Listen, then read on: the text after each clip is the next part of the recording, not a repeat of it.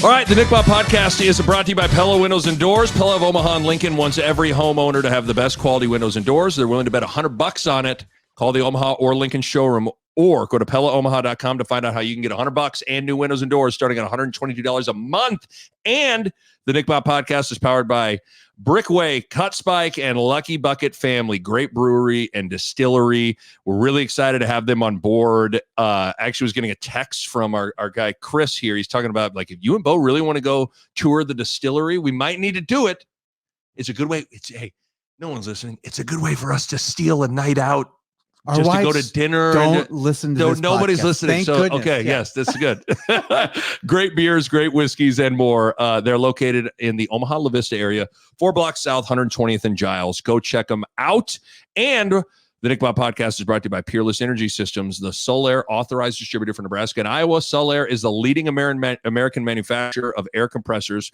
For any air compressor needs, go to peerlessenergy.com. That man right in front of me is Bo Ruud. I'm Nicholas Allen Bahe, and it is Colorado week. We have circled this game. We have worked towards this week for the entire offseason, and it is finally here. Excitement level right now. Where are you? Like, we're recording this on a Tuesday. Excitement is high. Yes. I think for the first time in a long while, it's safe to say everybody's excited, Yes. right? Like, everybody's excited about this game. We'll get into what happens if we win this game, what the excitement actually does to continue the season. But for one game, I think we have set the table, right? For at least one game where everybody's excited. That was so two things. I thought I was really nervous because I can't believe I didn't look at this until like a week before the season started. I was very nervous North Dakota State was going to beat Colorado. That's what you didn't want. And you did not want that to happen. Like, what's weird is I find teams like North Dakota State really likable. Yeah. So it's hard to root against them, but I will fully admit, but I did it for the sake of Nebraska. I was rooting for Colorado hard in that opener. Doesn't do us any favors for them to lose. Then they have nothing to lose against us. We need them. Well, we need some sort of pressure on them to, for whatever expectations they have. We need them to believe that, so that the win not only is like for us, it means so much more to us, but it also, I think it puts them in on a different foot. Like, they have something to lose still. I think, yes, it's twofold. It makes the game as big as it can be from a perception standpoint. Yes. Both teams 1-0. Colorado coming in at 0-1. Not saying the game, hey, welcome to Memorial Stadium. And only 35,000 people here. Like, it's not like it wouldn't have been exciting. Yeah. But it just, how it is. Like, it's not going to feel the same if they're 0-1. And the other thing is if you beat Colorado, for Colorado to fall to 0-2, it takes away a little of like how big of a win this game could feel as well. So it's twofold with Colorado winning. So and so, like, let's take this reverse to last year. We lost our first one, but still, it's like, the Dion show was going, and we got that sort of the primetime game, against them. Yeah, where their win against us it actually did a lot for them. Because everybody got to watch them, like, kind of go off on us. Like, we're a respected enough program still, even though we can't win a lot. Like, that people still, like, every time they beat us, like, well, it's a good win for them. Weird? And Nebraska's still down. So for them, they got all the juice from mostly our game, right? Yes. So then they go on to lose the rest of the season, but the juice they had for about a month took over college football. So for us, though, this sort of gives us the chance with a win over Colorado to maybe get some of the juice like that. So get some, I don't like thinking like this all the time, but for recruiting and for just like national prestige and eyeballs, this will be really good for us now to get this done. So let's stay along. Let's whether stay they're good the rest of the year or not. They can be bad the rest of the year. It doesn't matter. Okay, so I'll get this part of the conversation started. So the first thing I wrote down, and I told you before we got started, I wanted the first topic to get into is, like, we all say it's a huge game. It's a huge game. Let's really try to unpack that. Like, how big of a game is this and why? And I think here's what I arrived at. It's the perfect combination of big game, big name, big stage with a very beatable opponent. That's right. Yeah.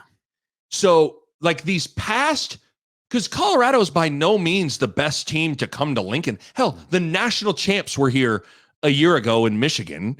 You know, like, so there's been big games and big stages, but they've all kind of felt like, who's in Mike Tyson's Punch Out? You're like Glass Joe. You're Glass Joe. You're like, all right, put him up, Chase Young, put him up. Like that's what it felt like in these games where we're Glass Joe against 2019 Ohio State. It kind of felt like that. Even though 2021 Michigan, Nebraska played them tough. But what I'm saying is all those games, like no one really thought Nebraska was going to beat Ohio State in 2019. No. Nobody thought Nebraska was going to beat Michigan in 2021. Even 22 for us last year, they go to Michigan. And I know that's not a home game, but you get the point. Like what I'm saying is these big games have all been moments where I don't think anybody really thought Nebraska was going to win the game. You're right. Nobody thinks that Nebraska was going to win those games.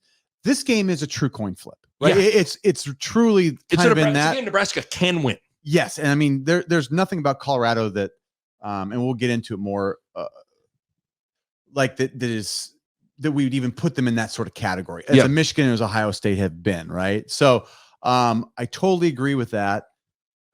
It is too, you mentioned it's a big game, but I also think we have yet to prove, even in winnable games, when the eyeballs of the nation are on us, that we can do it. And this is going back a long time. Yeah. This is past Frost. This is past Riley and a little bit like with eyeballs on us. Right. We've had about a 20-year problem where we're not great when we get the national game. When we get the national game, especially early in the year, I feel like we have not done it. I couldn't agree more. I'm really trying to, off the top of my head, what's the last big game against like a good football team on a relatively big stage that Nebraska won? Big stage? I don't know. I mean, we were talking about Oregon last week, and I don't even know if that was a big stage. Yeah, it's hard. I don't know if it was. Yeah, that was. But I would say this Oregon game's comparable in terms of maybe where Oregon's beatable. Yeah. Like it's comparable in terms of that. I'd argue less eyeballs in that game. Yeah, you know, like in terms of eyeballs, we can go. I mean, we're going to talk. Yeah, but I also think like, you know, Nebraska, like for instance, I think Riley's first year they beat a Michigan State team that didn't that team go to the playoff? Yeah. But Nebraska's season was already like they were already below 500. Yeah, you have to be relevant to make it, you know, like, and your season is still somewhat in the, like 2 years ago, Casey Thompson and Trey Palmer went to Iowa City and beat Iowa, but that season was already a lame duck season. Yeah. So like the difference would be, it's actually more, except for the team was better that we were going against, but like in 2007, my senior year, we were undefeated. Yep. With a lot of like hype, you know, with more hype than probably deserved for us. And number one, USC came into town. We had College Game Day. Yep. Like it was a big eyeballs game. Like eyeballs. Everybody watched the game, right? Around the country. And we laid an egg, didn't play well. USC was a way better team than us. They had, you know, NFL guys up and down the team, right? But before the game happened, you still believed like, oh, this is an opportunity. Yeah. All the eyeballs. When we're talking about eyeballs, big game, it's that feeling that you go, oh, everybody's watching. I really think everybody's going to be watching this game. I do too. And I'm just trying to, and so we say all that to say, like, that's a part of what drives home the point of what makes this game a big game. Yeah. Big game, big stage, big name, Deion motherfucking Sanders. Yeah. Should, you know, on the sidelines inside Memorial Stadium, NBC prime time, and it's a team that you are favored. Nebraska is favored in this game. And the other thing too with this, and I've gone over this, I'm sure I've talked about this ad nauseum over the course of the last 6 to 8 months or whatever, but it's worth reiterating that they're big stage or not, there have been these big games early in the year that have not gone well, that have set the tone in a bad way. I'm going to go through them again for the last time, people. But I'll just go to 2015, BYU, Riley's first game, Hail Mary. Just kind of felt like, oh God, this is what this season's going to be. Yeah. Ugh. 2016 beat Oregon. What do you know? They start 7-0. Yep. 2017 at Oregon. I forgot. Do you remember that game? Nebraska was down 42-14 at halftime at Oregon. Yeah. And then they went the next week, they lost to Northern Illinois at home. And then Sean Eichhorst was fired. And it was like, okay, that was the end of it. This is the beginning of the end. But it kind of felt like that Oregon game, like at halftime, you're like, yikes. 2018 Colorado, we've talked Frost first game. 2019 at Colorado, you're up 17-0 at half, losing overtime. 2020, the COVID year, that was where you start the year at Ohio State, blown out. Okay, whatever. But then the Wisconsin game gets canceled because of COVID, and then Nebraska goes to Northwestern. They're up 13-7 at halftime and lose. Yep. 2021, the Illinois game. That's really one of the biggest ones to me, where it was Cam Taylor-Britt. What was it? That was something we never got into last week. What I really wanted to see, and we kind of saw it, was against UTEP, set the tone for clean football. Yeah. I really feel like in a weird way that Cam Taylor-Britt catching the punt at the 1-inch line set the tone for like, oh, we're going to be sloppy all year again. And Martinez fumbled going into the halftime with a scoop score. And you're like, oh, that's what ultimate bad sloppy football. Yes. Then 2022, Northwestern, Dublin, we know that. And then last year, you take your pick at Minnesota or at Colorado, just setting the tone in a bad way. You now have an opportunity where you can win a game early in the season and try to catch that wave of excitement and momentum and juice that Nebraska, I just went through it all. That's going back almost 10 years. It's an evasive wave. Like we've been trying to capture that wave, like the momentum, right? The confidence, whatever the thing is that we've been trying to capture in those eyeball games. We have not been able to do it. Like it's 1 out of 10, maybe. It's Oregon in terms of an early season win. Oregon, and it's been nothing. It's been 1 in 9 or whatever. Yes. In 10 years or so. It's unbelievably bad. And we so can't do it. You cannot do it. So it's like it's a huge game to maybe try to catch a wave, good vibes, set the tone in the right way. Just massively important.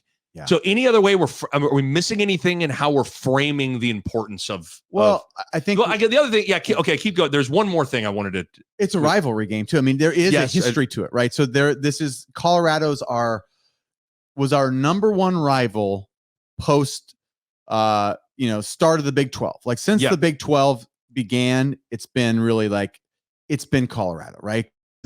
Oklahoma fell off in the 90s. It was always Oklahoma. Then it became Colorado on Thanksgiving Day. Agree. And it's moved to them being our rival, right? So like a lot of the big moments in the 90s and 2000s have been because of Colorado, right? So in the 90s, good. Into 2000s, bad. Like Colorado in a lot of ways helped in our down, like the Eric Crouch national championship team that got 70 to whatever. 60. It was a 62-36. Yeah. It was the first time I think Nebraska had ever been beat like that. Yeah. In so long that we didn't know what to do with it. Right. In a lot of ways, I feel like Solich, they never never got out of people's systems with him or something as reasons why they fired him, maybe unjustly. A lot of it was that game still. Agree. Yeah. So I didn't think, the rivalry, it's a freaking rival. It's a rivalry. That's a real thing. Like, Colorado, they're still saying we don't wear red. Like they still are going to say it, right? That's what they did in the 90s. They would not wear red all year long. Like that's how they fought. And I think the last thing on this would be like, at some point, Nebraska's got to start winning games. Like, I think people are tired, and it'll be interesting to see if Nebraska were to lose this game. I know I am. I was surprised at the lack of energy or desire to want to rationalize or explain away any loss last year. Yeah. And I think people are, I've always said this, I think people's patience, everybody's feeling great right now, chugging the Kool-Aid. I think people's patience it's a lot thinner than people think it is. And people are, and in the transfer portal era as well. I don't even know if Nebraska loses this game. Like, what is it about Colorado? They have a new coach in year 2. They've had a massive amount of they didn't go to a bowl game last year. So what's the, you know what I'm saying? Like, there's not an easily identifiable excuse that everybody is ready to jump on if they don't win this game. You know, the way I see it is the excitement is still not about the rest of the season. I mean, Dylan Raiola he's flipped a lot of things. I mean, there's a lot of hope out there now. What a win does, though, is it takes it from a week to week thing to, I think if they beat Colorado, it almost buys people in for the whole year. You know what I'm saying? Yeah. There's people right now that are on a week to week paycheck right now. They're like, you're right. No, they're maybe I'll be here. Right. Yeah. Maybe I'll stick around for next week. And I think a win versus Colorado is like, they're like, I'll buy season tickets. It's almost like they're going to buy in for the whole year. I agree. And, it is going to be what it's going to be, but this buys you so much more goodwill. I agree. Much more. And I can't describe other than like, that's how I see it in my head is like, we just need something to get us, like it's a catch that wave. And I think good things will happen from there. But there's no telling how the year will go either way. But people's psyches are still a little fragile, and they're still week to week. We haven't got over that week to week hump right now. You know what's amazing? Before we get into kind of just both sides of the ball and what we see as like important in this matchup, it still is. Even though that game last year, I was looking at it again, the game at Colorado, and it's hard. First of all, with that game now, they have 2 new coordinators, so it's other than Dion, Shedeur, Travis Hunter, like it's a little bit of a revamped, rebuilt team. But God dang, you go that even though it ends 36-14, I mean, Nebraska couldn't. I mean, I'm just going like 8. They started the first drive, 8 plays, fumbled. Yeah, they got into Colorado territory, but Nebraska held Colorado score. Nebraska missed a field goal with 5 minutes left in the second quarter. It's still 0-0. They force a 3-and-out. Mm-hmm. So, I mean, again, we're late in the second quarter. 0 points. Nebraska fumbles. There's a field goal. And then remember, Jeff Sims throws that pick. Then they have the really nice touchdown pass. Yeah. And all of a sudden it's 10-0. And then but remember, Colorado gets a field goal to make it 13-7. Jeff Sims has a 50-plus yard touchdown run to make it 13-7. And it's still a game. Yeah. So I say all that to say, like, even though that game feels like it went terrible, from the defense's perspective, they held on pretty good for the majority of that game. Yeah, I think if you look at the score, you go, oh, man, they kicked their butt. Like, when you watch the game and what the announcers were saying, right? The announcers were like, this black shirt defense, like, it was all about how good the defense was playing. And then, obviously, the offense wasn't, was making costly mistakes. But that was the tale of the first half. And by the end of the game, it was obviously Shedeur he's just a really kind of like good player. The levee broke. The levee broke, and the offense did such little to help the team win that then the black shirts kind of started giving up plays. But Shedeur also played a really good game, and he held in there from like getting hit about 10 times, and then they just kind of, like I said, they just kind of snowballed us, right? But like that sent them trajectory for the next like month. It was Dion was like, I think like sportsman of the year from Sports Illustrated by like the end of the month. Well, they were the biggest, and then they lost the rest of the year. They were the biggest thing in sports, in all of sports, for the first month of the season last year. And because of that game, I would say because of our game more than anything, like that game, everybody then like they got anointed, even though they hadn't actually done it on throughout the full season. The other thing that's amazing though is Shedeur did throw for 393 yards last year. But Nick, so I say, so it's hard to, but again, everything kind of fell apart as the game progressed, and Nebraska fumbled. As I was looking up things this morning, Nebraska had 4 turnovers in the game. They fumbled 5 times, lost 3 of them, and threw 1 interception. It was disgusting. I think it's underrated how much that affects the whole team, right? When you have those kind of mistakes, it does something to people's psyches, right? The defense goes, oh boy, it's going to be a long day. And then the other team's offense, do you know how much more confidence you get where you're like, this offense isn't going to score a point. Let's go play. Like it's a lot easier to play when you know the opposing offense is just not good. Well, and Rule even brought up about last year in his press conference. He had his Monday press conference. He talked about how they couldn't even, that was the game where it really was rearing its head, where like the motion guy was like, the snap was almost hitting the motion guy. And Rule's also funny. They asked him about like, how he's going to motivate his team. He's like, when you fumble the ball 5 times, I don't know what speech you can really give, like, which is the truth. But I just wanted to peek at last year. That game, it ends 36-14, but like for a long stretch, the defense hung in there, which transitions us to, I want to start with kind of breaking down this game, what we think, because I think the most interesting is how is Nebraska's defense going to do against Colorado's offense? Well, last year they did pretty good. I think they sacked, I meant to look it up, they sacked Shedeur like a lot, 8 times maybe or something. It was some like crazy amount. Yeah.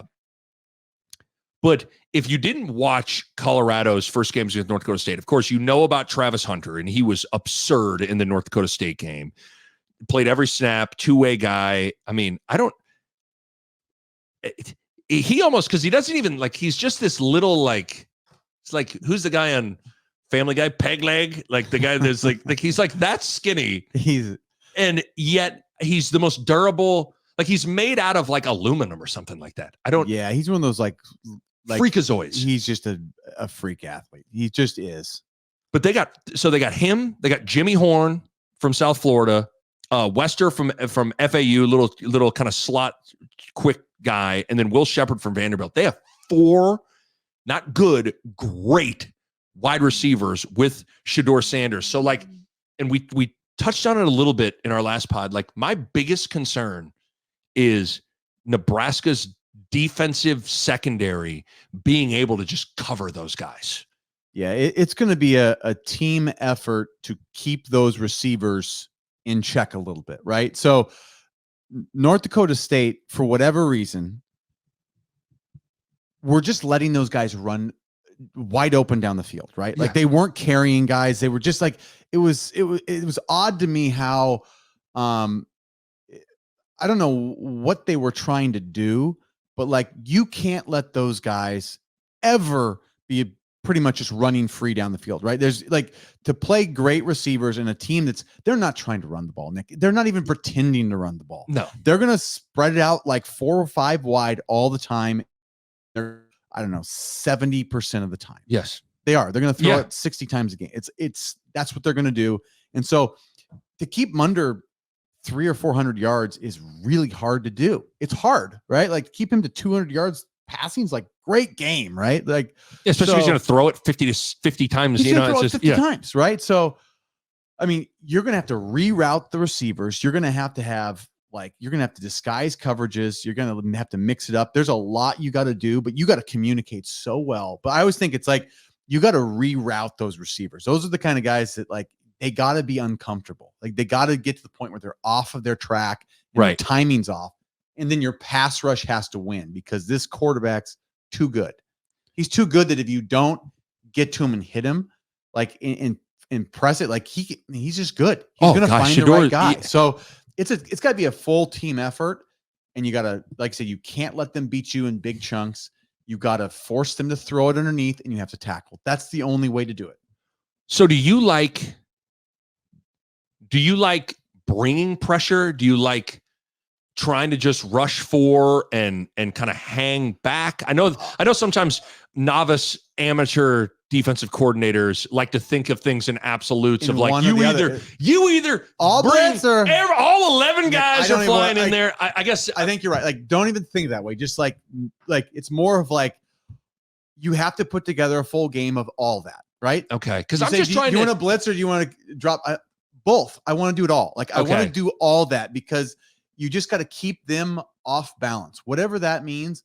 When you feel them just like, God, they're out of rhythm, that's what I want to see. Okay, I want to see them out of rhythm, because them in rhythm is where it's like, okay, now they're at 300, 400, 500 yards. Like they're picking off those chunks, and those receivers are so good. Like more like they feed off of like, now we're rolling. When those guys are rolling, trouble. Like you got to keep all those guys just kind of like, I can't get open. What are they doing? Like that's kind of what I want them to feel is, what are they doing? And they're going to go on the sideline like thinking like that's where we're winning. If we're losing, it's like they're doing what they want to do. I just have this thought in my head, and maybe this is oversimplified of like, but it's of like if you just if Shedeur has time, Nebraska going to lose. Yes, agreed. Like they are not. No, we can't even be like. But if they do this, no. If Shedeur Sanders has time, Nebraska is going to lose the game. Yeah. But I also don't like the idea of like bringing a bunch of heat and leaving Malcolm Hartzog on pick your guy for Colorado or Tommy Hill. Like I'll be honest, like like this is a big show me game for Buford, Hill, Hartzog, Singleton, all that to cover. I don't know if I feel great about any of those guys covering any of the Colorado guys. They're a tough matchup. They're all good. They're all fast. They're all like athletic football guys. Like it's I don't know. It's going to be a tough matchup, but this is where, Tony White's making a lot of money. Yeah. And people have a lot, like this is where he has to, he has to be creative. That 3-3-5 gives us a chance to do a lot of different things, which I think worked for a half against them. They looked a little uncomfortable last year, right? Yes. They didn't know what to do. Like Shedeur held the ball a long time and we'd eventually get to him and hit him. But now I think the difference is they should be better against us than what they were last year from seeing us. Shadeur's seen us. But can we be better in terms of like, can we get a rush with 3 and 4? And that's where like, right? I think, although I'm calling out the secondary, I framed it like this to myself. If you think of it as like you're walking out of Memorial Stadium, okay? It's 10:15 at night. The moon is out. Nebraska won the game. If you had to go, man, I tell you, Nebraska won that game because, to me, how you finish that sentence is the defensive line. Yeah. For Nebraska. Yeah, it's hard to imagine be like, man, we won in a shootout. We won last night in a shootout. Isn't that amazing, guys? Like I couldn't stop them, but Dylan and Nair and Banks, they just threw for more and we're better than the like. I think if we're being honest, like we're loving Dylan, we're loving these receivers, but like this right now, Shedeur and those receivers hold the advantage. And this is coming from someone that is in a Facebook. I mean, we're borderline Facebook official. We didn't even text him back. No, but I mean, maybe we slept. But this is coming from a guy that's ready. I mean, already thinking that I want to get an I promise ring for what is an I promise? Like, what are those things? What like? Because they're not diamonds, are they? But a promise ring. I always heard about those things, but I don't know. Did you know? Like guys that are about to get dumped give an I promise ring. What? And then the girl's like, "What if I give you an I promise ring?" She's like, "Yeah, I took his I promise ring." It's like, "So you're gonna dump him?" He's like, "Oh yeah." Don't give out an I promise ring. It means you're gonna get dumped. But that's an I promise ring is different than an engagement ring, and it's different than a wet. Like, yeah. I promise to. There's a wedding band. Yeah, there's an engagement ring that becomes like that was embarrassing in the whole process of marrying my wife. I was like, wait, there's another ring that me. I don't tell guys this until it's too late. Girls like, yes, just 2 rings. You didn't know that? Too bad. I truly did. I had no idea. But anyways, an I promise. I don't even know what an I promise ring. You're gonna get dumped. An I promise ring. I don't even know what we're promising here. But this is coming from someone that is ready to get a I promise ring for Dylan Raiola. Yes. From me. I'm ready to get down on one knee and give him an I promise. It feels like there's desperation here and you're going to get dumped. That's good. But with all that and your boy is ready to get a 3-bedroom condo with Banks and Nair, dog. I mean, we got it going on in the rail yard. We call it the dog house. Nick, that is the most manly thing I've ever heard. You're getting Dylan an engagement ring. You got 3-bedroom apartment. And then I got the doghouse with me, Isaiah, and Jamal. Doghouse. Okay. So I'm ready. This is a guy that's purchased a I Promise ring and has a deposit for a condo with Banks and Nair. But don't get it twisted. Do not get it twisted. Shador, Hunter, Horn, Western, those guys are better. Advantage, those guys. So you brought up something in that, like, I don't think if this game's high scoring, that is not good. Like, I do think this is one of those games where the game has to look and have a certain feel to it. That if this game's 42-38 Nebraska, I don't feel good in that. But I think this game needs to be like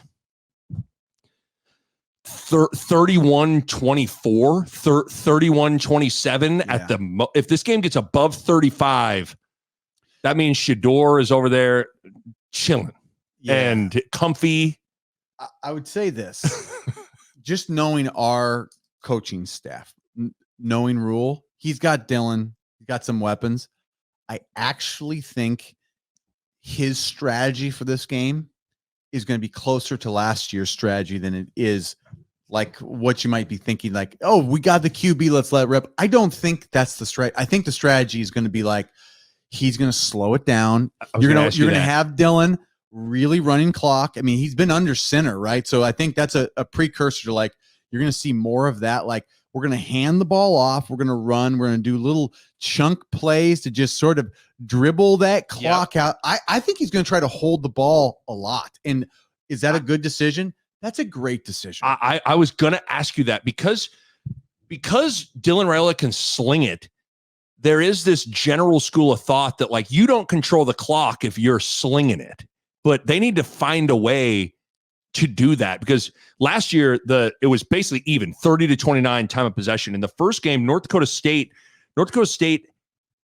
plus 13 minutes time of possession. Yeah.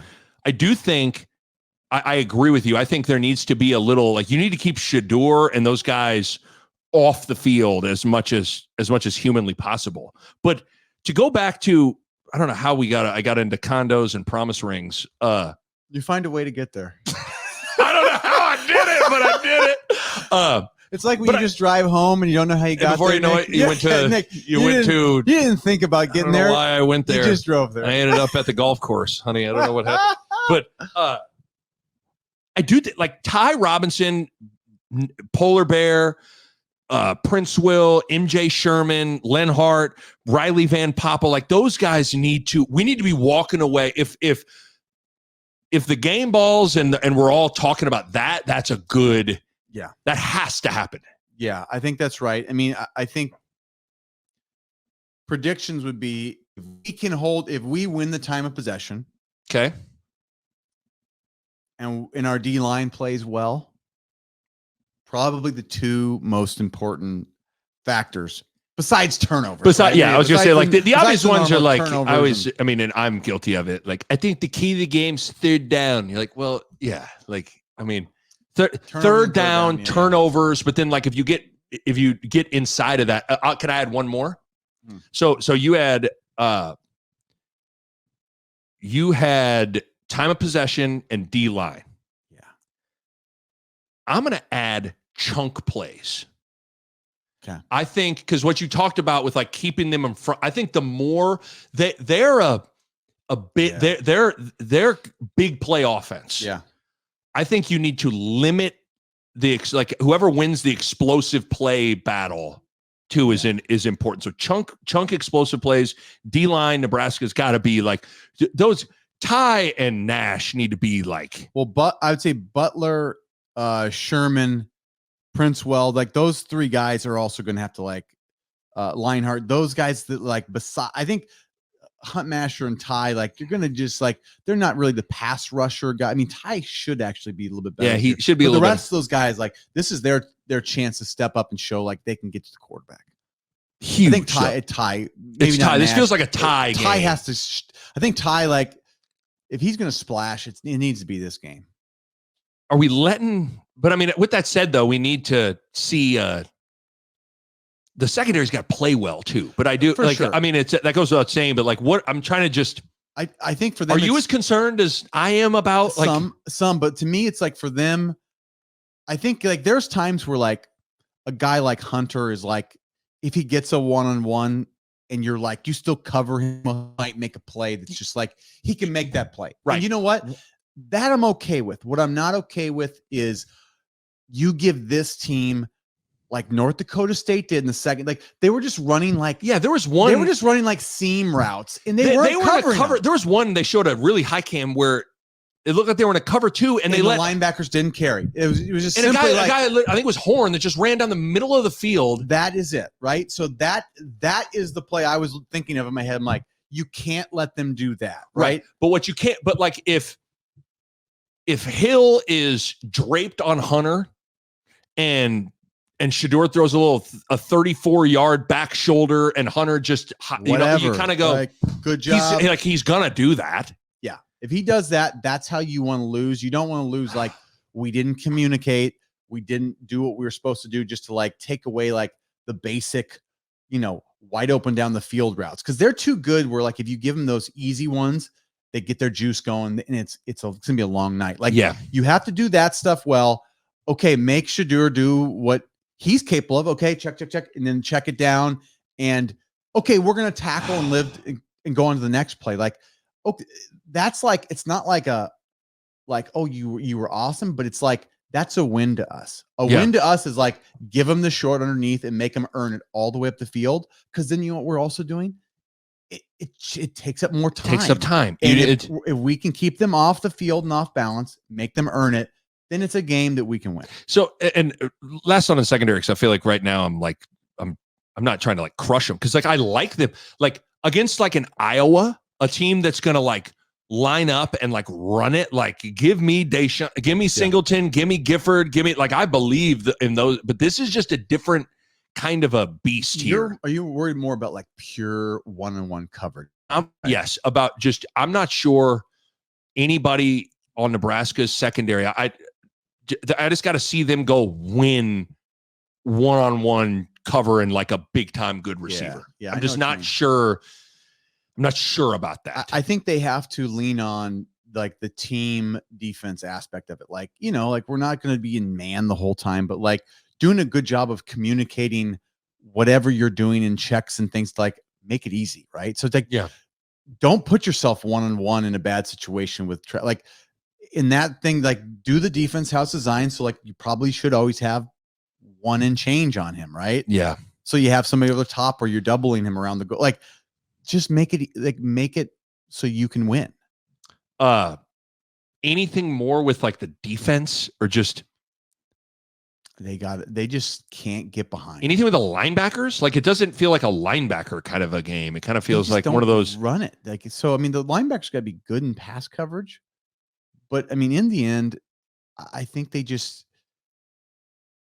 we got to get a lead and we got to hold on to the ball because this defense that we're playing with, my guess is they're going to get progressively worse if we can hold the ball and wear on them. Yeah. They haven't shown a lot of like North Dakota State did a pretty good job of that. They really did. Especially in the first half. Yeah. Things kind of Colorado played much better defensively and everything in the second half. They tightened some things up, but like in the first half, North Dakota State did everything you want to do. North Dakota State did bring in the Omaha kid, Cole Payton, for a little change of pace. They had a little 2-quarterback thing going.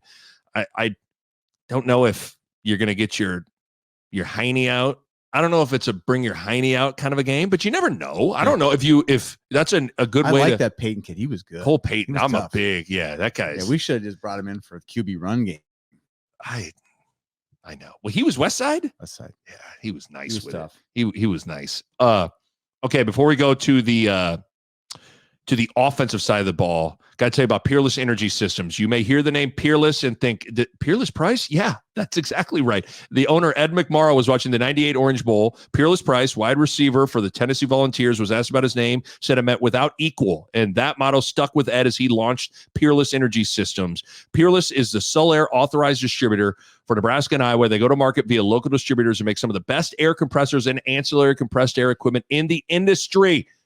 So if you're in manufacturing, utilities, food processing, refineries, car body shops, all those kinds of things. Any air compressor needs, Peerless Energy Systems has you covered. Go to peerlessenergy.com. That's peerlessenergy.com. And the Nick Bob podcast is brought to you by Brickway, Cut Spike, Lucky Bucket family. Again, if you're looking for something to do the night before the Colorado game, how about a little Oktoberfest? That's going on this Friday, September 6th, 5 p.m. to 11 p.m. Tickets are available at Eventbrite. Tickets are $15 for 2 tickets, $25 for 4, or $10 at the door per person. They're going to have food trucks, yard games. They got local vendors, Lucky Bucket Fest beer, Brickway Oktoberfest. I mean, it's going to be a whole bunch of good stuff. So we are excited to have them on board. They launched a bunch of new whiskeys. Me and you maybe need to steal a night to go try some of those bad boys. They're located in Omaha, La Vista area, 4 blocks south, 120th and Giles. Make sure you go check them out. Offensively, we've talked about controlling the clock. I do think that's you got to do that. I'll be curious. It is going to be interesting how that running back gets sorted out. Yeah. Because I saw someone, either it was on the YouTube chat comments or a tweet. Someone was like, I get that he fumbled, but you guys are crazy. Dowdell looked like the best running back. And I was like, that's not wrong. I mean, that might not be wrong, but like if he fumbles, he can't, like he might not. I agree. I know I wish I knew, because remember last year when Grant had been fumbling and we heard that Grant had been fumbling in fall camp, then he fumbled against Minnesota. Yeah. And then he got put on Josh Baskin style, a milk carton for the Colorado game for a while. He went to the Zoltar thing and just like, I wish I didn't fumble. Like, I wish. Make a wish. Wish I didn't fumble. But for some reason it feels like a Ramir game. Feels like it's gonna be a lot of Ramir to me. But I don't know. I honestly have no idea. I mean, my prediction was, I think before that, I think Emmett Johnson. I don't know why. I just think he's a football guy, and he just it's hard to know, but I just think like he always seems to not fumble, and he always seems to kind of just do things right. He's maybe not the most. He's probably the worst true athlete of them all, but maybe the best football player of them all. So I'll be interested to see. I mean, because you do have to. I mean, if you're trying to control the clock, you do got to kind of establish some sort of run game. Yeah, and I do think and this is what we should have talked about. Where I don't think Colorado's offensive line is great at all, and I don't think Colorado's defensive line. I think they seem okay. Yeah. So I think Nebraska should be able to run the ball. They better be able to run the ball. What kind of game do you need? Do you need Raiola to go man here? I don't know. I don't either. It's hard to know because last year it's like you can't even get a feel for what an offense looks like with what we did last year. It just like doesn't even compute because it was so bad we didn't learn anything from it. So all we know is we got a 1-game sample of Raiola. I liked what they did. It's probably like a little bit more of like a ball controlled version of that. That's probably the only difference. Like in the end, like I think we got to milk the clock a little bit more and we just like play keep away and then let Raiola, when we need him to take a chance, okay, take it. But like we wouldn't even have taken a chance last year because we just had no confidence in our QBs. Like he gives us the ability to be like, we trust him to throw it to these receivers if we need it. But most of it, I want to see, like, I liked our, some of that boot action stuff. Those are easy. Those are easy reads. The run game plays nicely off of it. Keeps the defense off balance. They're always having to play at those motions and things. It's a good concept. I am almost amazed at how, we talked about this on heading into the year, but now heading into a big game, I'm like, are you worried about Raiola at all in this game? I'm not really worried. I mean, he's going to have his growing pains throughout the year, but like, I think his floor is high enough. I'm like, I'm not that worried about him. Like his floor is so high. It's like, I don't know where his ceiling is, but his floor is high. It's a high floor. And so like the worst you're going to see out of him is like better than you got last year, Nick.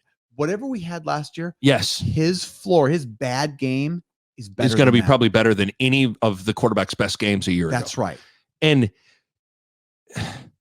I think I'm not really like the one thing that'll be interesting though is he in-game adversity. You know, it's something that you threw a pick or something bad happened. How he reacts to that, I have no reason to. He appears like he'll handle it well, but I think one of the reasons I'm just not sure if Colorado's defense is built. Like if he was getting ready to go take on Michigan from a year ago, I'd be like, oh man, this is going to be quite the leap here. But I guess I'm just a little. I'm kind of amazed at how I'm not really worried. I feel like I don't think that is there a world where we're walking away from that game and just going, God, Raiola just kind of wasn't quite ready for that big of a stage. I mean, if you think worst case scenario, right? Worst case scenario is like he throws a couple picks in the first half where he gets, like he gets sack, fumble, like those things things happen. It's just like, I also think, okay, those things could happen, but like his demeanor to me, he just seems like a guy that like, seems like he's cool, calm, and like he kind of gets it. He gets like, look, this is bad. You better like regroup, stay calm, and like he seems like he's got that. We're not going to know till we get to see him go through it, though, right? So like, let's hope this week isn't his week where he gets like it's all adversity for you this week, buddy. Like it doesn't. This is not that kind of game because the other team feeds off of that sort of like like. You give them the opening, then they're going to put their points up. But like, if you had to, okay, most important player on defense is, I'm going to go Ty. Or does it need to be a secondary guy? But I'll stick with Ty just because I think one of those guys, we better be talking about Ty Robinson after this game. Or you could pick one of those between Ty, Butler, Sherman. So okay, that's it. So are you kind of Ty / take a pick of one of those guys? Most important player on offense. Do you want to eliminate Dylan? Well, it's Dylan by a mile. So let's eliminate Dylan. I don't know, like, do you want to go with my roommate at the doghouse? One of my two roomies? I don't know. It's weird because like now that like we know what Dylan kind of like, we're like, well, Dylan's going to be throw for 300 yards and never be bad again. It's weird that like, I don't know, maybe a running back just because I thought about that. It's like, I feel like Dylan is going to spread the ball around. Like I think he's going to. And Hunter's probably, it'd be interesting between who they put Hunter on. Yeah. If you were Colorado, would you put Hunter on Banks or Nair? I mean, Nair had a better game. Yeah. But I think Raiola likes Nair to throw to Nair more is the narrative, but everybody kind of said Banks is better. But I felt like, yes, I felt like the narrative coming into the season and their resume leading into it was that Banks was better. Yeah. But through one game, it seems like Dylan loves him some Nair. They're similar in build too. They are similar, so it's like I love that we got two of them. I think I would choose, if you can't, Dylan's the obvious answer, but I think I would choose either Emmett or Ramir. I feel like if we don't have a good running game, that's a bad sign for this one. Like if we can run it and control the clock, it's like so different than like we're gonna really put it on Dylan to this game to be the one to like go shoot it out with saying like it feels like that because if the game devolves into Shedeur and Dylan each throwing it 40 to 50 times, that's not good. Just because they're all those kinds of things. So if I had to pick one, I'll pick Emmett. Running back. I'll just say whichever. I mean, I don't know. We don't know who they're going to play. I love it. I love it. You're like, so key D-line offense, whoever has the ball. Sincerely, us.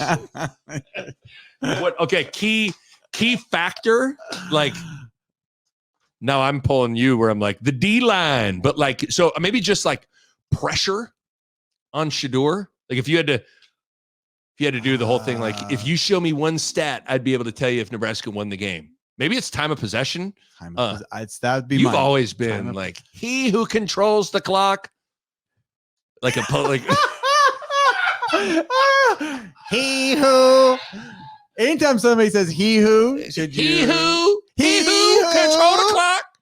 Somebody should like bring in like a mountain. Just a second. He who. So time of possession, and then just pressure, sacks, all those kind, just hurries, all those kinds of things. Would be he who sacks the quarterback. Who sacks is gonna laugh that last. Doesn't get sacked. I don't know any other things with this one. Okay. Well, prediction before we get into kind of like our final thing. What is your the line I've seen 7. I've seen 5. I've seen any, I'm going to check here to see where it's at as we are recording. No, Nebraska's favored by 5. Nebraska favored. Oh yeah. Good job, Vegas. I think Nebraska. Now it's 7.5. That seems high. Nebraska by 5 is the 4 or 5 seems right to me. I'm taking Nebraska at home. I do think the defense. I mean, last week, Nick, I think we had a legitimate advantage from the defense in terms of noise. Like our crowd was affecting the game. There's a home field thing that in college that's going to make a difference, especially with the in-helmet stuff. Like the crowd's going to be a factor. Crowd will be a factor. I think Nebraska. I think we win it. Now, it's hard to say we're going to win, but like I don't think that. I think just either. It's still going to be a grind. There's a lot. We're still an improving team, but I think we're finally going to catch the wave. And at least to start the season, we're gonna win one with all the eyes on us. I think Nebraska's going to win 2. I think it's going to be more in the 30-27 or 28-24 and I do really feel confident in the whole thought of a shootout does not bode well for Nebraska. I don't believe. But I think the defense I think the defensive line rules the day. I think the crowd makes a big difference in this thing. I think Nebraska is able to establish enough of a run game and Raiola is able to make enough timely throws to control the clock, keep Shedeur and those guys on the sidelines, and I think they win 20. I'll go 28, 27, 28, 24 in that area. I don't see this being a come from behind victory. No. I see this as you get a lead and hold on. Because even though Colorado lost a lot they won some close games early, they lost a lot of close games last year. I do feel like if you know what picture I don't like is like 1 minute 52 left, Nebraska's up 27-24 and Shedeur has the ball. I don't like that picture very much at all. Do you like that picture in the reverse? No. 27-24, Nebraska has the ball. I think it needs to be a game Nebraska's kind of like playing from ahead. You feel Dylan's like that's going to be the one that like that's a test for Dylan though. Like it is. That's like I don't feel terrible about, but it's pretty early in his career. That's what I'm saying. Yeah, moment. Yeah. He doesn't seem scared to me. I don't think he would be. I don't think so either, but he's got to go prove it, I guess. I don't love but I think it feels like a game Nebraska's got to be ahead, playing with a lead. I absolutely think that. In this one. Okay. We got a little home atmosphere thing we're going to talk about, but before we do that, I'm going to tell you about Pella Windows and Doors. I love it when people come up to me and tell me hey, I saw your Pella TV commercial. It's always great to hear because the local team at Pella, they are the best around. Debbie and Vince and the crew helped me find the perfect fit with our front door and our bay window and the free in-home consultation. The showroom was fantastic. The installation team and experts, they were on time, professional, courteous. They left our house cleaner than they found it. You can trust Pella with your home. Call the Omaha or Lincoln showroom or go to PellaOmaha.com to find out how you can get $100 and new windows and doors starting at $122 a month. That's PellaOmaha.com. Okay, to kind of wrap this up, Bo, you and I have been doing this draft series. I don't know if there's enough meat on the bone here for us to each end with 5, but Three then? Maybe like three to four. I kind of want to just have a general just kind of go back and forth here. A lot of, there've been some people talk about how this is Saturday night, especially it's going to be like a beautiful night. I think it's going to be like 70. Oh, it's going to feel great. Yeah. This could be one of the best home atmospheres in a long, long time. So I was thinking, okay, want to go back and forth drafting Nebraska home atmospheres. Let's go post Tom Osborne. We're going post Tom Osborne, and I think this is the hard part. There's atmosphere, and let's include pregame and in-game. So the in-game atmosphere has to be a big part of it to me. Like you remember the fans kind of being out of their mind, loud, like just that sort of and usually it's a good game when that happens, right? Versus like, it was just a 50-point blowout or something. So we got to go the first. I'll let you go. Well, let's just go with the obvious one, and that's 2001 Oklahoma. Oh, post. I mean I was thinking. I was starting with Callahan era. So yeah. Well, yeah. Okay. I mean, we almost like that's almost what we talked about, like the MVP or the most important players, Dylan Raiola. Obviously, I mean, the 2001 Oklahoma for a lot of people is like maybe the standard at which all home atmospheres are judged by. It's the best. It's the best I've ever. It's the best I've ever been in my life. I've never had a play that I went more bonkers at in attendance than the stunts to crouch. Like whatever for younger listeners out there that hear, like whenever you hear people talk about that moment, that truly is, it's not embellished. The stadium lost its 90,000 people lost their collective minds. It did. It was unbelievable. It really was. It was an amazing moment. It's one of those that's why you go every week. You go every week for the chance that you get to be a part of one of those in your life. One of those moments. And you got to go to 100 of them, you get one. But like, it is like, it transcends everything. You're just like, it's an out of body experience. Yes. Almost. Okay. So I'll do that. So you pick next now. Okay. If you had to pick your next So one. this is, I think this is tough. Where to go from here is really hard because that is so head and shoulders the right choice. And you sprung this on me about 10 minutes. I know, my bad. So I didn't have time to think about it, but I quickly went through the Rolodex of like some great moments. So this one's interesting because there was some aspects to the pregame that were good and bad, but the end game was a great game and a Husker victory.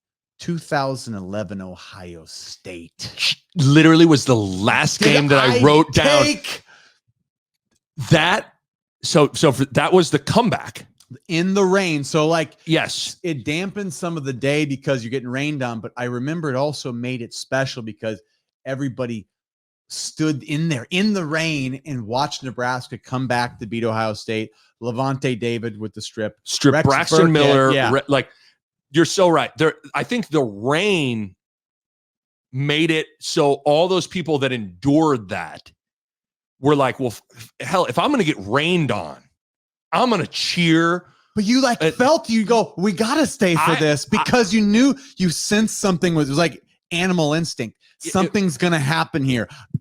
Something's going to die and I'm going to feed in the carcass. But you remember that seriously, I'm going to pull it up now. If I'm not mistaken, I'm pretty sure there were some people that booed as they were running off at halftime. They did. Because it was 20-6 at halftime. And it felt like things were not going well at all. And it is amazing how we talk about all the time, those momentum shifting plays. You could feel it when Levante stripped Braxton Miller. And I want to say the next play, it was, I remember I got really into the diamond formation. Yes. Where it was. You wanted to do it every play. I don't know why you go. Because it truly, I think it was like Braylon Hurd or Aaron Green, Rex, and then Amir maybe or someone. Yeah. They threw some pass out of it, scored, and which made it 20-13. And you were like, here it comes. But the yes, that I remember having a poncho on. I was with our friend Goldie. He was in our balcony seats, and I remember going to the bar after the game, and Goldie and I committed to wearing our ponchos for the rest of the night. That's what I mean. That's like why it was like great. A thing where like no. It was almost like a badge of honor. Like I wore a poncho all game. And yeah, so great call. The rain. So the rain was a character in that atmosphere. Like a character in that story was the rain, and it was a great comeback. One of the best wins of the Pelini era. Because the reason that's a good call is because that was the year, that was the Luke Fickell was the interim coach. Like that was like not a great Ohio State, those pre-Urban Meyer, all that stuff. Like the Tressel stuff had broke and all that. So it wasn't like, I guess what your point is, like that wasn't like, oh, Ohio State's coming to town. It was a very kind of depleted Ohio State team, but then the game just took on like. It was still Ohio State in the Big Ten. So like for us, it was a big win. Right. Going in the Big Ten. The next game, I'm going to pick a game that I tailgated with you all day. Yeah. And we had one of our buddies, Omar, had flew in for the game. And let's just say you and him got a little sidetracked with something that the people call beer. And it was a night game, but 2009 Oklahoma. People tell me it was a great game. You were like nowhere to be found. I think you guys we scored skybox seats. That's just kind of one of those things that, you have one of those party days. You're like, dude, how'd you get? Oh, I got it. Dottie came through. Our friend Dottie came through, and you guys were like there, and then you guys like, what do you think? Go potty? Or like, it's the second quarter, guys. No, like, we stayed there through the game, but we were just you guys were so having a good time. But like I don't know how the only game I think I've ever went to that like I didn't really get a chance to watch because I was in a festive mode. It was an incredible game. It was because it was Nebraska's offense couldn't do a mother effing thing. Yeah. The final score was 10-3. It was a night game. The only touchdown came on I think it was Prince. Prince got a pick and returned it to the 1. Yeah. And they were able to punch it in. And it was also the Matto Hanlon redemption game. Matto Hanlon got beat in that Virginia Tech game. And then he comes back. He gets 3 or 4 interceptions. On the last one, he picked it and like threw the ball in the air like as like a celebration. But it was, I think some of the best atmospheres sometimes are games where the crowd can really get into it is when the defense has to like carry the game. Yeah. Yep. And it became a thing where it was just, okay, how good can Nebraska's defense be? Because I'm looking at the stats in that game. Nebraska's offensive numbers in this game. They had 7 first downs. They were 1 for 14 on third down. They had 180 total yards.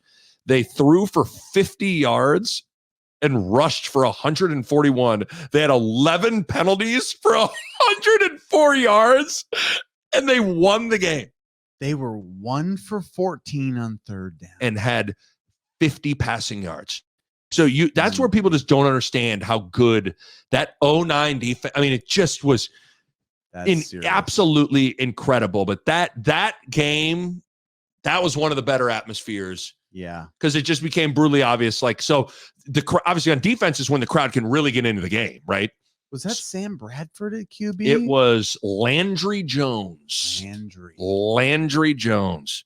Halou rushed for 138 yards, though, which is pretty. But Zach Lee was a whopping 5 for 9 for 35 yards. But wow. Okay, so I'm going to 09 Oklahoma. What else jumps out at you? I'm gonna go. It gets harder the farther back you go. I've got a bunch that I have like 5 that I wrote down that I kind of put all in the same category. But this one I remember being special. I think because it was maybe my first game of my career. Okay. What? I was a freshman. I ended up redshirting, but it was the first game against Oklahoma State of the Pelini Solich era. So Pelini came in as D coordinator. It was sort of like the first time we've ever like revamped a coaching staff. Right. Like we had Solich, but then it was like the same guys, right? So it's, Darlington, Teneper, right. Craig Bowl, like those guys like all kind of Bo was fired.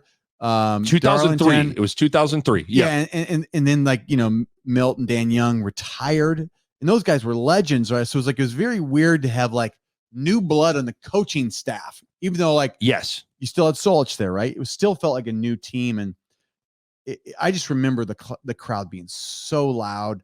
My brother had a great game. DeMario had a great game. Your brother had a scoop score fumble. Yeah. And it was like the crowd went insane kind of. I remember it's a good call because I do remember that game. Oklahoma State was ranked 24th in the country. Yeah.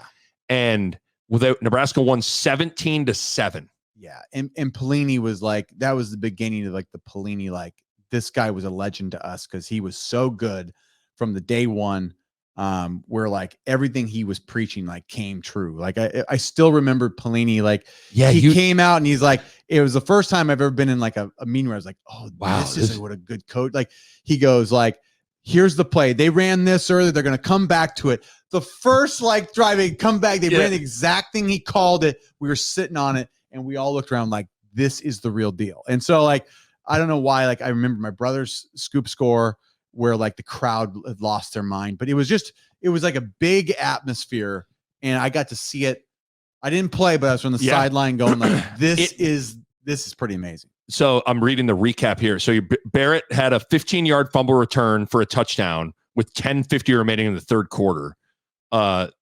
Nebraska's defense forced 5 turnovers, had 3 interceptions, held Okie State's potent offense to 183 total yards, including 57 in the second half. Yeah. We were just like that. I mean, they were known as a really good, like they were a legit offense. And it was like the only time I think we ever just like, I won't name names because I don't know if this for sure, but the other memory of that night was somehow you and I we ended at a college house party. And I remember, and we were with Barrett, and I remember Barrett was like around a bunch of like pretty good looking college girls. And I just was like, wow, look at that. Whoa. So I remember that night we ended like, college is pretty cool. I was like, wow, look at this Barrett. And we're at like, I just remember being at some house. And Barrett has scored a touchdown, played a great game, and all this stuff. And I have this you image. Have to fill me in on that because You have no memory of that? No. I remember that. I was like, wow, man, that's something right there. But good call. I like that. I like that you went. We're kind of going off the board here. Yeah, this is good. God. So we're gonna do three each. Yeah, so we got one more here. This is tough now. It's between 2. I think I'm going to choose the 2021 Michigan game. Oh, that's up there for me too. I'm glad you took it because I was debating that one. Mainly just because of the way the third quarter went and the transition of the end of the third quarter into the way the third quarter into the light show. So I'm trying to get I think that was the first light show Thunderstruck. It was unbelievable where the end of so Nebraska, you get the interception. Yeah, you get the interception and then Nebraska scores a touchdown to take the lead. I'm getting chills saying it here with 52 seconds left at the end of the third quarter to go up 22-19. And that combination, Nebraska was down 13-0 at half. And I remember we were sitting together. We went to Barrett's office because we could go. We went and sat in there. And I remember sitting with you in his office during halftime. And I go, how is Nebraska ever going to score? Yeah. And Nebraska scored 22 points in the third quarter. And just even though we all know how the game ended, the combination or just the whole third quarter and then the way the third quarter ended, taking the lead and the light show was that's a real atmosphere there. It was. I mean, the fact is we have a loss. We have a loss up on that. And I had it, Nick, I had it written down too, because it was an amazing atmosphere. It's incredible. We still talk about this. I mean, that was that of the Frost era. That was by far the best atmosphere. It was a great game. Nebraska played as tough a football I think I'd seen in years. I agree. In a loss. Like I remember, I tell you, I Ben Stilley walking off the field. Yes. Like, he had been through a war. It was like, it was a war. Right. It was not like hey, we're playing football. It was like medieval, no, it was like Game of Thrones, and there's dead blood, and it was one of those games. I go, man, I don't know why I like that. There's images that stick with you. That was the Michigan game, and like those guys played hard, and they just it's unfortunate it came down to that, but just blow the whistle. Even though they struggled in the first half, but just that third, just for me, sometimes all it takes is one, like one moment, one quarter, just the way that quarter ended and that whole quarter went. That's mine. So what you got? One more. Oh man, this is tough. This is where after this I'm lost. I mean, you could put 2014 Miami, 2016 Oregon. Yep. And then I got the USC one was like maybe the most hype. That's what's in the in game. The in game, yes, was 07 USC. So I can't put that. But then between 06 Texas and 09 Colorado, I don't know. I mean, I wasn't there for 09 Colorado. The 08 Colorado, the 57-yard field goal. I wasn't in the stadium. 08 or 09? Oh, whatever. I think it was 08. I thought, okay, but maybe I'm tripping. I wasn't in the stadium for that because Sue then springboarded that. Yes, yeah, it was 08. So I would say I'm probably going to go 06 Texas because that was a good game, and we botched it at the end. I wrote that. I watched that game on TV. But that's a game that all of our friends still talk about. And obviously you were playing, but quite the game.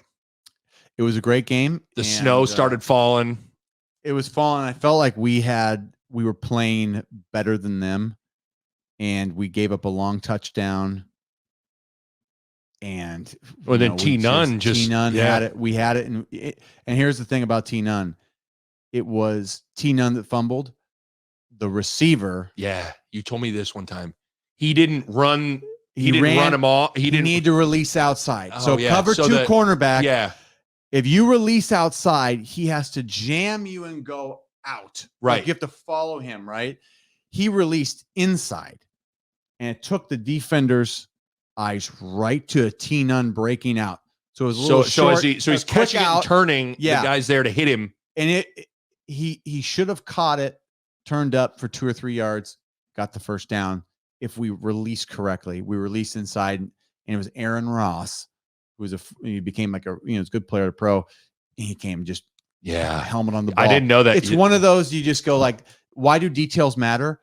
That I think about that play. Right. The wide receivers release is the difference between beating Texas and not. Right. And people say, well, T Nunn holds like it's more on the receiver to me than T Nunn because T Nunn's like.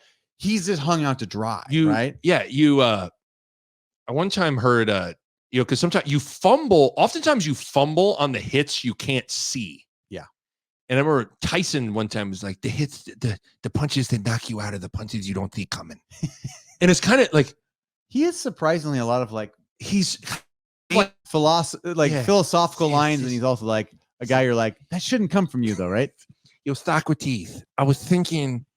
Life is the meaning of knocking a motherfucker in the face. You're like, great, Mike. That's great. It's pretty good. That's pretty good. But he one time said the punches that knock you out are the ones you don't see coming. And I'm like, that's so the hits you don't see coming. Those are the ones you lose the ball. Yeah. But yeah, like I've always the detail. It's amazing to think just because it's easy. Think of a hot August day, you're installing that play, and and again, you got to release outside. Yeah. It's easy to be like, man, I'm just whatever, no, that's why the details with it. Yeah. It's like in the receiver, like you never think of it that way. You never think of like the make or break play of a game like that is determined by the release of a receiver, right? Like, and that's like, so I always think about that game because it came down to like, if you execute, you win. If you lapse, like that's how you give it up in the last. Yeah. It's like, oh my God. I mean, it's pretty amazing. We did 2014 Miami, great honorable mention. I mean, Randy Gregory fighting the entire sidelines. Randy Gregory was like just out of this world. And 26 Oregon was an honorable mention because me and you got to like jump up and down. We did. And we went We went to a bar we've never gone to and drank after that game. It was in like We're the not Haymarket. alcoholics, people. I know. But we went after and like had a drink afterwards. It was the other. I don't think you might have been. I really enjoyed the 2010 Missouri game, the game that Halou went for 300. That was a really good. I remember the crowd there was a goal line stand that I felt like the crowd really impacted in that game. Was pretty good. The 2015 Michigan State where who was the white receiver from Southwest? Brandon Riley. Brandon touchdown to beat that in Riley's first year. That atmosphere was really good that night. I think we beat Wisconsin early in the Big Ten. Yep. Maybe 2012. Yes. And Janovich had it was a fullback dive that he bust through and scored, which was fun. God, I'm trying to. There's got to be a. A couple of the Iowa games. The Hail Mary. Being in were you in the stadium for the Western Camp Hail Mary? No. Bonkers. So that's what we're getting into. Like, that's what's hard about like that whole game. It can't be like a the most singularly holy crap play I've seen in Memorial Stadium outside of Stunts Crouch was probably Jordan Westerkamp's Hail Mary. Yeah. Where you're like, oh my God. Are we missing one of the Black Friday Iowa games at home? I don't think so. Because I don't think any of those games lost them all. I was going to say lost a lot of them, and none of them were great atmosphere games. Like the game that Nebraska won, Pelini's last game, where they beat Iowa at Iowa, was a great game, but that was obviously in Iowa. But so there you go. So what I went 0-1 Oklahoma. I went 21 Michigan and 2009 Oklahoma. You did 2011 Ohio State, great game. Mm-hmm. 03 Okie State, and then was it 06 or 05 Texas, whatever it was. 06 Texas. That's pretty good. What are we missing from? Because I guess if we're technically everything Frank Solich, I feel like there's maybe some games in 99, like 09 and 2000. There was a Notre Dame game. I thought we did at Notre Dame. That's when Crouch spun that thing on him. And then I think we played him again, maybe I'm thinking of didn't Notre Dame came to town under Osborne, I thought, and Nebraska just dusted them off. We played Penn State in 2000 and there's maybe a game that we're missing from the Solich era. But if we're missing them, it wasn't as good. Maybe it wasn't. Yeah, enough. Maybe we're not remembering for a reason. People in the comments will probably be like, they'll throw a couple in, throw it in and there. they'll probably be right with that. Oh, we forgot. Like the Super Bowl. Like, oh yeah, damn, I forgot about that. But I do really to wrap this bad boy up. I do think Saturday night's got a chance to be one of those nights. I do think Colorado under the lights is going to be 70 to 75 degrees, prime on the sidelines. Shador, Raiola, Rule. It's going to be rocking in that day. Yeah, I think there's some pent up fandom that needs to be released, and right, you'll see it. All right, we both picked Nebraska to win. Well, I think that's pretty simple. Let's just should we go to the game now? Let's go to the game.